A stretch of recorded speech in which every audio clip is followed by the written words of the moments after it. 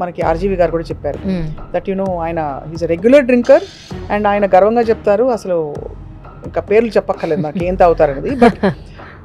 what explains his health condition so అంటే ఆయనకి ఏమి లేదు లివర్ డిసీజ్ ఉన్నట్టు మనకి నిర్ధారణ కాలేదు ఏ సిమ్టమ్స్ కనిపించలే ఆయన బతికే ఉన్నాడు పైగా ఇంకా కవ్విస్తూ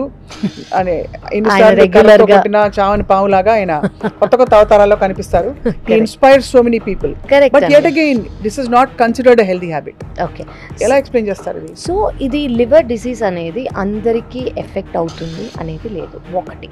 కానీ సెకండ్ థింగ్ చాలా ఫ్యాక్టర్స్ అనేవి ప్లే అవుతాయి రెగ్యులర్ కన్సంప్షన్ ఆఫ్ ఆల్కహాల్ ఉంది అని అంటే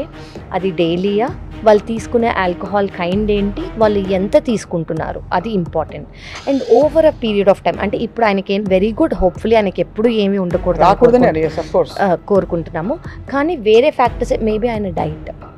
మేబీ ఆయన స్ట్రెస్ లెవెల్ మేబీ ఆయన స్లీప్ మేబీ ఆయన ఫ్యామిలీ హిస్టరీ మేబీ ఆయన జెనెటిక్ ప్రీడిస్పోజిషన్ ఇవన్నీ కూడా అయితే ఆల్కహాల్ తీసుకున్నా కూడా ఇవన్నీ కూడా చాలా ఇంపార్టెంట్ డైట్ ఎలా ఉంది స్ట్రెస్ ఎలా ఉంది స్లీప్ ఎలా ఉంది జెనెటిక్ ప్రీడిస్పోజిషన్ ఉందా ఫ్యామిలీ హిస్టరీ ఉందా లేదా ఏ కైండ్ ఆఫ్ ఆల్కహాల్ తీసుకుంటున్నారు ఎన్ని ఏళ్ళగా తీసుకుంటున్నారు ఎంత క్వాంటిటీ తీసుకుంటున్నారు ప్రతి ఒక్క మనిషికి ఎవ్రీవన్ అంటే ఒక్క సేమ్ హ్యూమన్ బీయింగ్ అంటూ లేరు మీరు ఇంత తీసుకుంటే మీరు కూడా ఇంత తీసుకుంటే ఇది అవుతుంది అని చెప్పలేము ప్రతి ఒక్కళ్ళు genetically they are very different they are very differently wired so very different genes and DNA అనేవి వాళ్ళకు ఉంటాయి